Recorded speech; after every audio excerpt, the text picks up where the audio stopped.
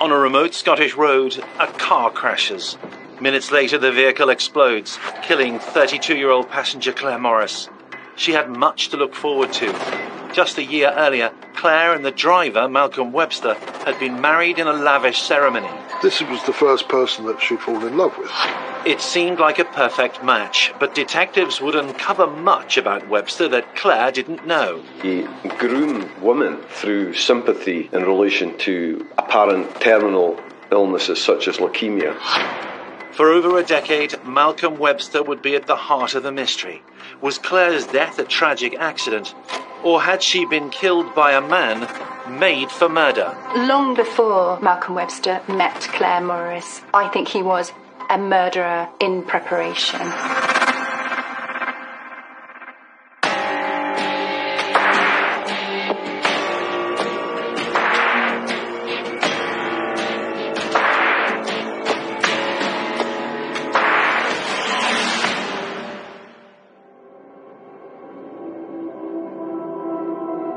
What made policeman's son Malcolm Webster the killer he became?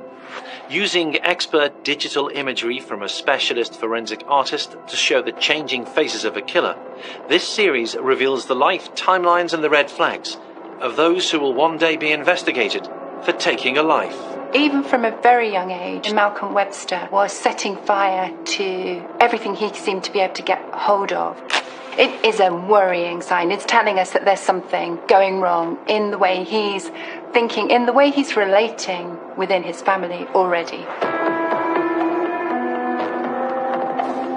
Malcolm Webster was a problem child, a fact which might surprise given his dad's job.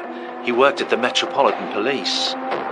His father wasn't just a hugely successful man, he was head of the fraud squad, and that's a very particular type of professional perspective on things. Dr. Donna Youngs is a forensic psychologist, a relatively new science, which reveals the red flags in a person's life, the ones which suggest they could become a killer. There was something different about Malcolm Webster's father, and something different in the way he got treated. And if we looked at his life as a timeline, there are so many incidents of fire that Webster was involved in. That behaviour is very unusual in a child and something that we would certainly consider to be a red flag for the future. So on scout trips, things had gone on fire and Webster was never far away. And that nickname he had, which there's a certain irony in, and the nickname was Pyro.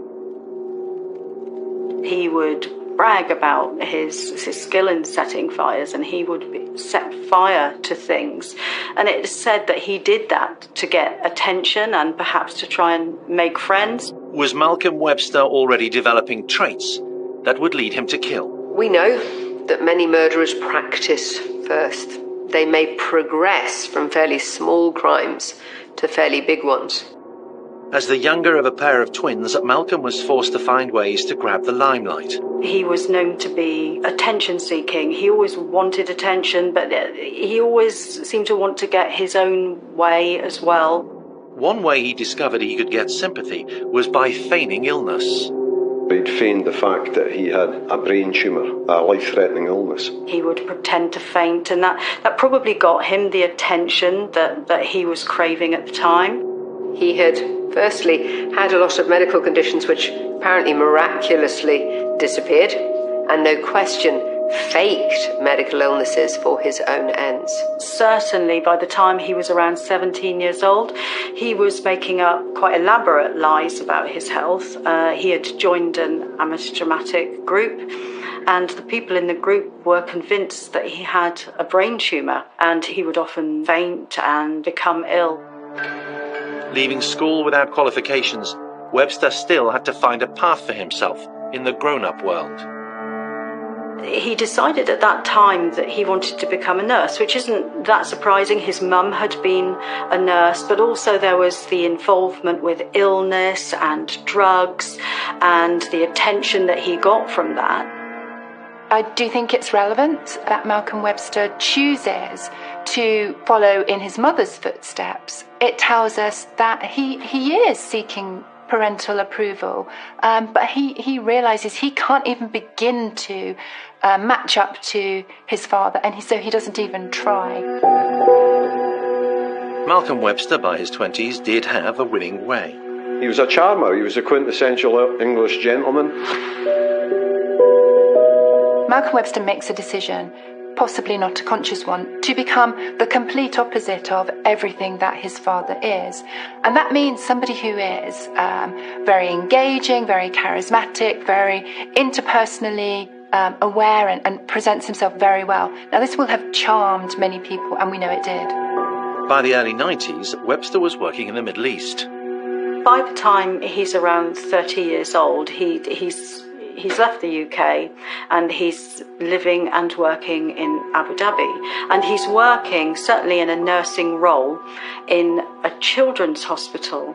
But things went very wrong for him there.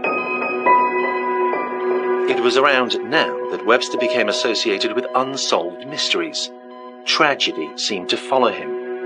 There were 3 unexplained deaths of children under 6 years old in strange circumstances where he had been on duty every single time. And he was immediately asked to leave the hospital and was in fact escorted from the country. That's another big red flag. Webster found himself back in the UK, but out of a job. He set about job hunting, but as he did so, nobody had the complete picture of nurse Malcolm Webster. There are lots of things in there that in hindsight, maybe you'd look back and you think, though, that's strange. You know, we've got the fire setting and we've got the fake illnesses, and we've also now got this really quite serious suspicion about him in the hospital. A suspicion which remained unspoken, unreported. So Webster managed to talk his way into a nursing job at a hospital in Guildford. Here he is, a man who has developed a lot of interpersonal charm. What's he going to do? He's going to use those particular skills to try and achieve in a way that equates to the success of his father somehow, but he can't do it in the same way. So the way he has to do it is in underhand manipulation, using his charm. One of those who would fall for his charms was Claire Morris, who Malcolm had met at a party in 1990. Claire's brother is Peter. My first impressions of him was quite gregarious, quite a pleasant chap. Claire described him as a little bit roguish, but he seemed okay to me. Seemed fine. Claire was a nurse. She'd been a nurse for some years. She'd done all training in London and what have you. And she was up in Dulwich. She was sharing a house in Dulwich with some friends. And I believe that she met Malcolm at a party, after which the next day he came down and was showering her with flowers and gifts and what have you. He seemed a gentleman. He seemed the sort of person that Claire would be interested in, and it didn't take long for her to fall for him. Malcolm and Claire formed quite a strong relationship together. He was clearly able to convince people that he was a nice person, a person that they wanted to spend time with. But I don't think that stretched to people outside of the relationship. And this is quite common with people like Malcolm Webster. They can be incredibly manipulative, especially when they focus on something that they want. Whether they can keep that manipulation up with other members in the family is more questionable. He'd managed to sort of wind this spell over her, really. She was almost submissive to him, which was very un-Claire-like. And some other members of the family, some uncles and aunts and people, found him I think they described him as too good to be true. He was, but Claire Morris knew nothing of his fake illnesses, fascination with starting fires, and the facts of what had happened on wards that he had worked on in the Middle East. Right now, the self-styled victim, Malcolm Webster, wanted most to be in total control of Claire Morris, and he knew how to do it. He'd started drugging her the day before the wedding.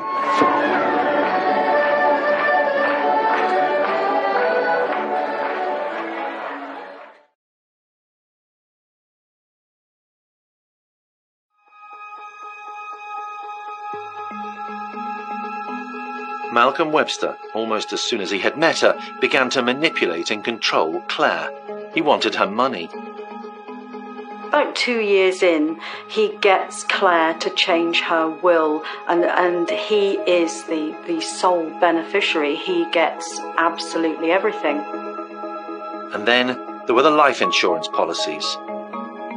And we see during that time, Claire had 10 life insurance policies against her life and a big mortgage protection policy. And that was even before the big day. It was in 1993, a year after the insurance policies were taken out, when the couple were married. It was a very happy wedding. Met some family members I hadn't seen for years, as you do at these things. But it was a traditional Scottish wedding, had a bit of class to it. And he managed to convince Claire that they could start a life together in Aberdeen. But of course what that would have done as well is isolate her from her support networks and her family. And being clearly the kind of controlling person that he was, that would have pleased him greatly. He may even have planned it that way. Pan. Just got a microphone on. Oh, earthquake. She was very fond of Scotland and that sort of environment, so it was no surprise. And the thought that she was being whisked away to a remote area didn't occur to me at all. She was with a man she loved, she was in an environment that she loved, and she was doing something that she loved. And doing it a long way from her family and support network, Webster had her at his mercy. Oblivious to Webster's plotting, Claire remained devoted to her husband. He, meanwhile, was using his skills as a nurse to malevolent effect. He'd started drugging her the day before the wedding. During his nursing training, he would undoubtedly have learnt about the doses of different drugs, and of course he would also have learnt about the risks and the side effects. That's very calculating. I think she knew there was something wrong, but she wasn't suspecting that she'd been sedated. He was ready, willing and able to murder. Claire Morris's fate was in the hands of a man she knew truly little about. Superficially charming, but with a past involving pyromania and feigning life-threatening illnesses. A man she had signed over all of her money to. The plan that Malcolm Webster puts in place is very elaborate, very detailed. A plan which, to the well-being of his new wife, was fatal. I found it absolutely astonishing that he was putting an act on. I mean, it was so utterly convincing, the performance. 1994, and Malcolm Webster, apparently devoted to Claire Morris, is in fact secretly sedating her on a daily basis. Clearly she knew herself that there was something wrong within her, and Malcolm, he would sideline that and he would minimise it. This is a classic case of, I suppose, gaslighting, making people believe that they are going mad. Of course, in the past, it would have been done by telling them they'd imagined things. But here we're seeing somebody who believes that she's becoming iller and iller and iller and isn't capable. She's tired, she's confused, she's forgetting things. At the end of May 1994, Webster had decided that he was going to kill Claire. He gave her sedatives until she was unconscious, and then he carried her to the car, put the seat down so that as he was driving, nobody would be able to see that she was in the car.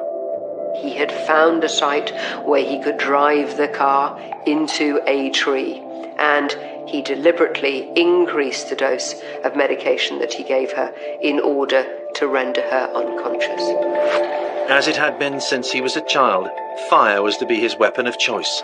Webster loaded cans of petrol into the boot. So Claire's unconscious in the car. He goes to a fairly remote area and drives the car off the road, across the field and into a tree. He then gets out of the car, leaving Claire inside, unconscious, and sets fire to it. And of course, with the petrol in the bag, it's going to go up quite quickly. He then proceeded to ensure that his new wife was burnt alive.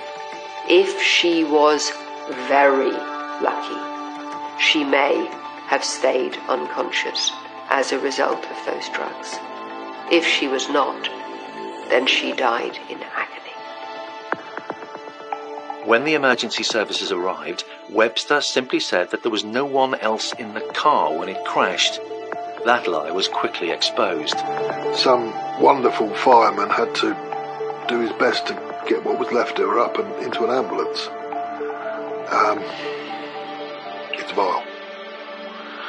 And for that to happen to such a lovely person is just ridiculous. It's just vile. Basically, what we had was a man who had planned this quite well. He decided he was going to stage a road traffic collision and effectively set the vehicle on fire with his wife in the passenger seat incapacitated and effectively burn her to death. He gives a statement to the police the day after and seems to change his mind that, Claire was actually in the car. Maybe they thought that he was in shock when the car was in flames at the side of the road, but nobody asked any questions, and it certainly seemed at that time as he got away with it. With Claire dead and nobody asking awkward questions, Webster cleaned up on the life insurance policies. I think for Malcolm Webster, the money represents success, and it's a way that he can benchmark himself against his father, even now, even as an adult. It's a way of proving that he's as successful as his father. The lying continued in a display of supposed grief at Claire's funeral. Apparently he hadn't wanted to discuss the funeral, but I didn't know about that. And we went up to the funeral and he was sitting there in a big neck brace. And I think I put my arm on his shoulder, sort of in a comforting way and what have you, and he was just head down and all this sort of thing, looking very morose. But it was all an act, the work of a consummate actor. After Claire's death, this was supposed to be earth-shattering for him. In May of 1994, by the September, he had 2 other girlfriends. Apparently one was the daughter of the person who was doing the autopsy. So he was using that as access to find out what they'd found. When satisfied he was in the clear, Webster felt confident to use the life insurance money and the proceeds of Claire's will. He bought himself a boat and sailed off into the sunset. To be precise, New Zealand. And I think it's fascinating that we know that Webster actually sails himself to the other side of the world. It shows me very clearly that we've got somebody who, again, is out of touch with reality, is simply living out these particular stories. And here he is putting himself across the other side of the world to start another one. Having accumulated significant wealth and benefited from Claire's death to the sum of well over £200,000, which in the 90s was a significant, this remains a significant amount of money, but he managed to squander that very, very quickly. So within 6 months of Claire's death, he found himself in a situation where he was pretty much empty in the bank, and so he was in this cycle of financial need, and he had a lavish lifestyle. He liked the good things in life, vehicles, the yachts, the whole package. So he was a man who was living well beyond his means. Faced with being poor, Webster decided to get rich quick, making money through murder. And he starts another relationship with another woman called Felicity Drum. The fact that he had sufficient confidence in his own skin to go and effectively repeat what he did with Claire. We know that this man not only was not horrified by what he'd done, but actually figured it worked so well and he'd got away with it that he would try it again when he needed a bit more cash. It was a perfect plan from its inception through to execution. He got away with it, so why wouldn't he do the same again? What sort of a man had Webster, as he approached his 40th birthday, become? We're not dealing with somebody here who buys into any of the normal moral standards or even any of the normal social accepted codes of conduct that we see with many and most violent criminals even. We're dealing with somebody who long ago gave up on trying to compete within the normal context of life. He just couldn't compete as a child. So he threw every accepted code of conduct out the window. He only has his own code of conduct. One which made him ready to murder again. Soon after their marriage, unsuspecting Felicity began feeling unwell. Clearly, even in the very, very early stages of their relationship, he was putting his plan into action. In the relationship with Felicity, he starts to repeat the pattern, almost exactly the relationship that he had with Claire. He starts giving drugs to Felicity. She starts feeling again vulnerable and tired and fatigued. Not only was he drugging her, the pattern of him getting Claire to take out multiple life insurance policies, he also did the same with Felicity, and he got her to change her will in his favour. Less than a year after they met, they were married. Within hours of exchanging vows, Webster steered his plan towards another killer car crash. Practically the first day after they got married, he gave her such a huge dose of sedative that she slept for 36 hours. That's an incredibly dangerous thing to do in itself. She lost something like 36 hours of the honeymoon that she slept through.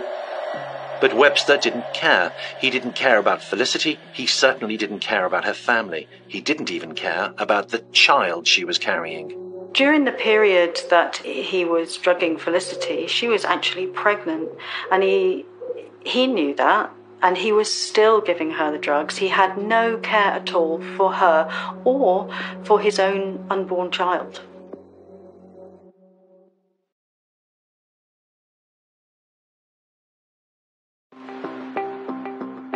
It was 1999. Seeking an insurance payout even before killing Felicity, Webster returns to his childhood modus operandi of causing harm.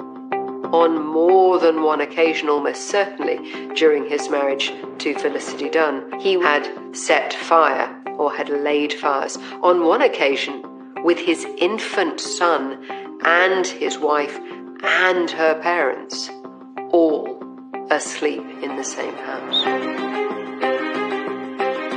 I think that he presumed that because he was going to do this in a remote area of New Zealand, that nobody would collate that to an accident that happened in Scotland. And he got Felicity insured for best part of $1 million, and he was going to gain quite financially. In the New Zealand version of events, Webster was forced to improvise. He'd been raiding his second wife's bank account. They were going to the bank, they were going to meet with their solicitors. And that was going to unveil the fact that he had no money in the account. He had embezzled money from her account. So he knew that that was not going to be a good meeting. So he was pretty much forced into that journey being the journey where he had to do this. So it wasn't so controlled, it wasn't the perfect murder, because he was never a suspect, because there was never a crime. Auckland, and a failed attempt by Malcolm Webster to kill Felicity Drum. The police came upon them, and he was stopped. He maintained that the accident had been caused because the steering had been faulty. But of course the vehicle examination had uncovered that that wasn't the case. Car crash investigator Mark Crouch has analysed the accident. Webster's allegation in the second collision was that there was a defect with the steering that caused him to swerve across the road. It's highly unusual for a defect to the steering to cause a vehicle to veer violently across the road. The petrol cans were found in the rear of the vehicle by Felicity's brother-in-law. There was a cigarette lighter found in the console of the vehicle. which was odd because neither of them smoked. There were scrunched up newspapers, and all of this led them to think that something really suspicious had happened. They became very suspicious all of a sudden. Things weren't sitting right. That vehicle was examined and there were no defects found with it. Furthermore, the defect that would have been present to explain the scenario as per his account would have been very obvious to find, and it would have been very, very prevalent, except there wasn't a defect found. That was a pretty compelling and poorly executed attempt on Felicity's life. Felicity started putting the pieces of the jigsaw together and started to make sense of some of the things that had been happening to her. The family and Felicity started looking at some of the financial transactions that had been going on, and it came to light that there were forged insurance policies. There had been money moving around that she knew nothing about, and such were their suspicions at that point that Felicity decided to go to the police, where she revealed details of the crash, the stolen money, and something else. So she made a statement to the police about her suspicions, and she included in that she hadn't been feeling well. So they tested her hair, and as a result of those tests, they found out that she had been drugged for quite a long period of time. The police in New Zealand had warrants issued in relation to his behaviour, so yes, he was absolutely on their radar in New Zealand. They were very clear in terms of their investigation that the prosecution were satisfied that there was sufficient evidence for an attempted murder in relation to his actions, and indeed the drugging of Felicity when she was pregnant. The net was tightening on Malcolm Webster. He was left with only one option: to again run away. I think Webster was very aware that Felicity was suspicious of him. Once the house of cards began to tumble in New Zealand and he realised that the game was up, he had to get out of there. And by the time the police issued the arrest warrants, he'd already left the country and come back to the UK. He'd got away with it once and escaped the law at his second attempt. Would he try again? In August 2004, Webster, still technically married to Felicity Drum, started a relationship with a woman called Simone Banerjee. And the pattern started to repeat itself all over again. Why did he feel the need to return to marriage in order to murder? Malcolm Webster sees himself as the victim of lifelong circumstances. So whenever any possible opportunity presents itself to him, he sees no reason not to exploit that. He won't have seen what he's doing in terms of the harm, the violence, the murder that he's committing. He will simply have been seeing it in terms of the extent to which it feeds himself. Malcolm Webster had killed his first wife, almost murdered his second, and was now back in the UK on the hunt for a new target. Effectively went into phase 3 of his life, if you like. It wouldn't be too difficult to draw some conclusions, potentially, of what was going to be the outcome. He made promises to marry her, he wanted to be in this committed relationship with her, but he failed to mention that he was still married to Felicity. He had not gone through divorce proceedings with her. In his third potential victim, we see a woman who was unaware that he was not yet free to marry again, and he tried to persuade her to write a last will and testament without having to go through the bother of marrying her, leaving everything to him. Recalling his childhood tendency to fake illnesses, Webster lied to Simone. He said that he had terminal cancer. We know that he groomed women through sympathy in relation to apparent terminal illnesses such as leukemia. And in fact, he went to the extent of apparently going for chemotherapy, and in absence from the family home, he was actually engaging with other women. But he would return home with his head shaven, his eyebrows shaven, apparently as part of his chemotherapy. He made himself lose an awful lot of weight. And this was all a big manipulation to, one, get her to feel sympathy for him so that she would stay in this relationship with him.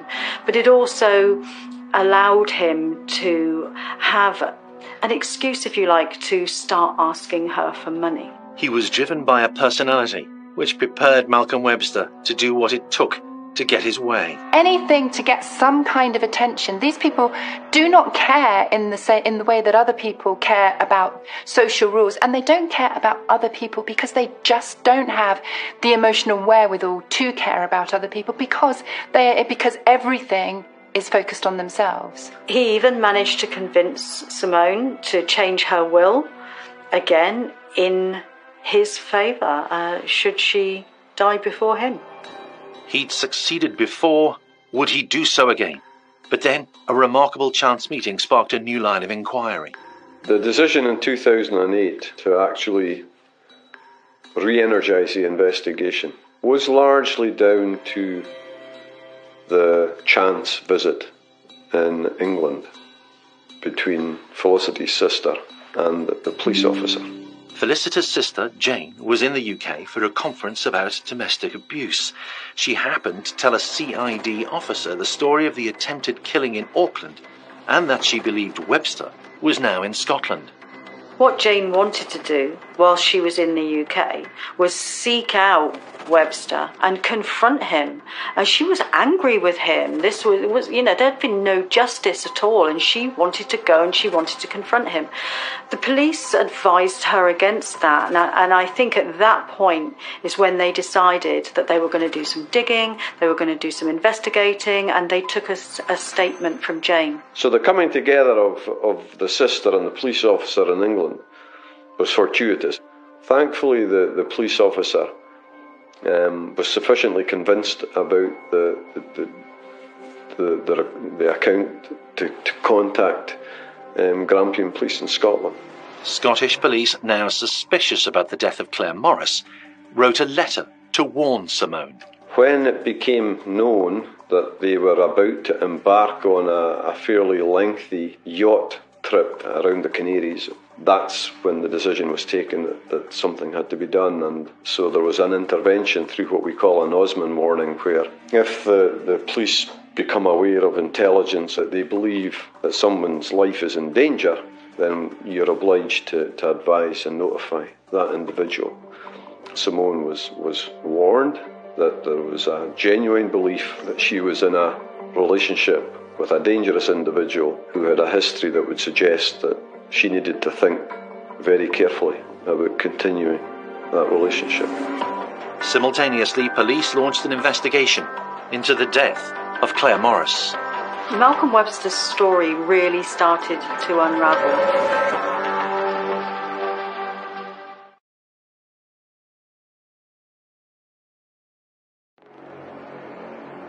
2009 in Aberdeenshire, Scotland, and police get ready to make their move against Malcolm Webster. They trawl through his past, decide that a review of the death of his first wife, Claire Morris, was vital. Amongst others, they interview his former in-laws. It's pretty earth-shattering because in 1994, when Claire died, one of my ways of coming to terms with it was that it was an accident, first and foremost, and Claire unluckily was in the wrong place at the wrong time, and there was an air of fate about it. Suddenly all this turns up, and I've got to accept that it wasn't actually fate. It could well have been avoided. It was a deliberate setup. And it starts making you wonder whether white is black or something like that. You know, I went through a period where I really didn't trust anybody with anything. You know, it was took a long time to come to terms with.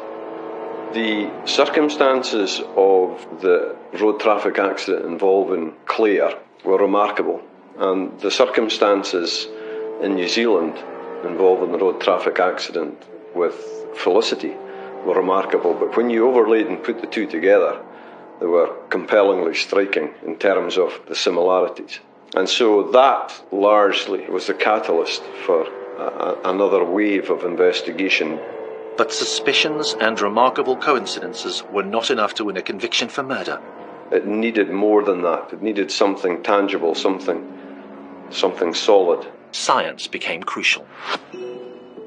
They had kept some tissue samples from the first accident. The pathologist, Dr. James Grieve, he did have a meticulous record of what had happened in the original post-mortem. And had he not had the foresight to gather these samples and retain them over the years, then there wouldn't have been that piece of evidence that was the catalyst to ignite the second wave of police investigation. And that was a bombshell. The sliver of tissue from Claire's crash revealed high levels of sedative in her body. With the passage of time and the advance of science, the toxicology around that was remarkable. We're talking about a thousandth of a gram, tiny piece. And they found a way of dividing that and testing it for unnatural substances. And that with this new method they invented to try it, they found temazepam in that sample, and that it was a 90-something% chance that it was temazepam.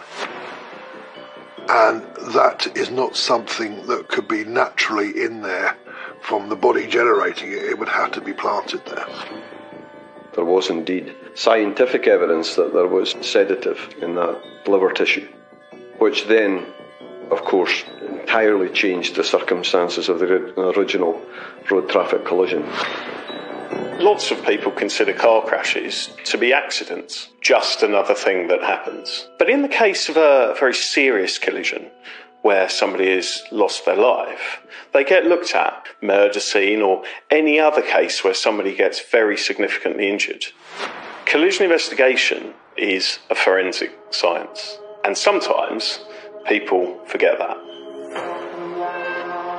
Webster claimed the car had swerved off the road and hit a tree before catching fire. He said that he'd swerved to avoid a motorcycle. But the speed of impact told a different story. You would expect the vehicle to lose control at or about the speed limit for the road. It doesn't lose a lot of speed in the time that it's leaving those curve marks as it's travelling across the road and eventually into the thing that it hits.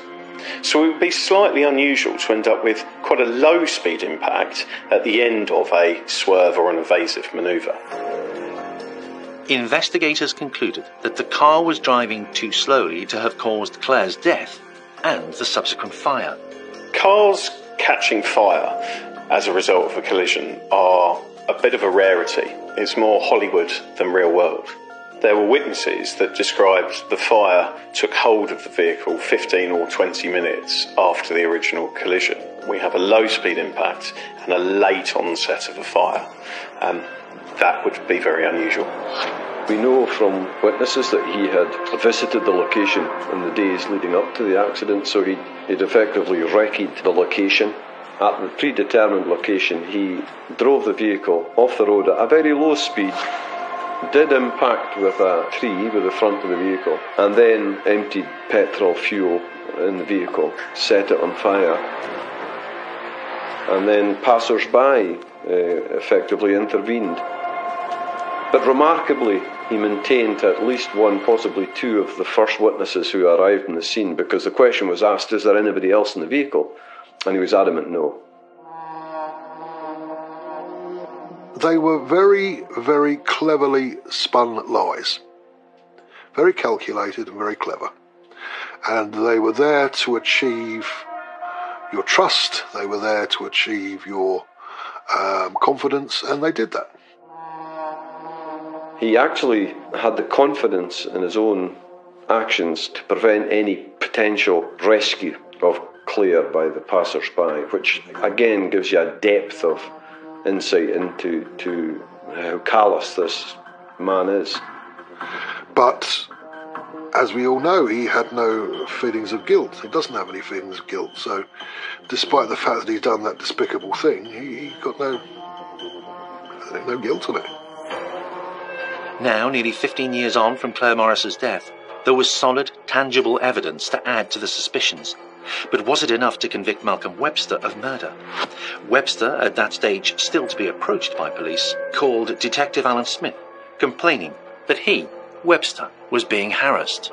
I took a phone call from Webster, who had heard that there was investigations ongoing into the death of Claire, and he was highly indignant. He was pseudo-aggressive in terms of how could you possibly think that I could be involved in anything to do with Claire's death. Very dramatic phone call.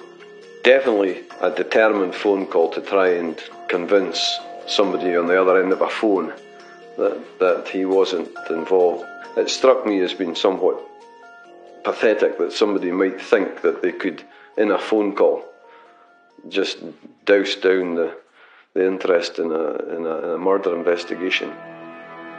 It was another example of Webster's front, his cocky belief in himself as a master manipulator.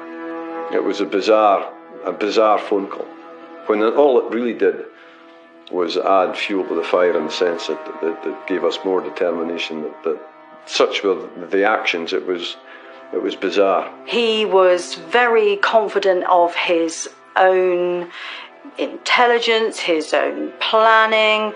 He thought that he had covered all the bases, but actually this wasn't a clever man. This was a manipulative man. Having built a persona around himself, possibly to escape his father's domineering shadow, Malcolm Webster had created a monster, himself. Because that's what it was. His whole life, adult life, was nothing other than a performance. He was into amateur drama as a young man, and I think he played that through for the rest of his days. I think he lived his life in a complete fantasy, and he was successful in many ways in terms of his goal of making money out of that. The deadly charade was to come crashing down at his trial for the murder of Claire Morris, the attempted murder of Felicity Drum, and the bigamous attempt to marry Simone Banerjee. The whole pattern of behaviour by Webster was well described by the judge who summed up in his trial when he described it as being like a 1,000-piece jigsaw that was strewn across the floor. And until such time as the jigsaw was put together, not just by the police but by family, by friends, there was a whole network who helped put this jigsaw together. You can't start the process of grieving until you've got the truth. And that's why I say that my mother and I had to grieve twice for Claire. It was a reopening of the scar, because you can't move on or do anything in life until you've got that truth. That's imperative. Webster was found guilty of his crimes in May 2011 and sentenced to life in prison with a minimum term of 30 years. After 2 appeals and a review, he remains in prison, still protesting his innocence. He's never shown remorse, he's never admitted his guilt. He maintains his innocence to this day. From the beginning, the telltale danger signs were there in the character of Malcolm Webster. Behind the calculating, callous facade, he was truly a man made for murder. Malcolm is a psychopath. He can put himself into a bubble when he's committing a crime, and he can completely detach himself from what he's doing whilst he's doing it. I think we can look back as far as his childhood at the feigned brain tumour, at the fake fainting episodes at school, and see there the roots of somebody who would do anything to get what he wanted.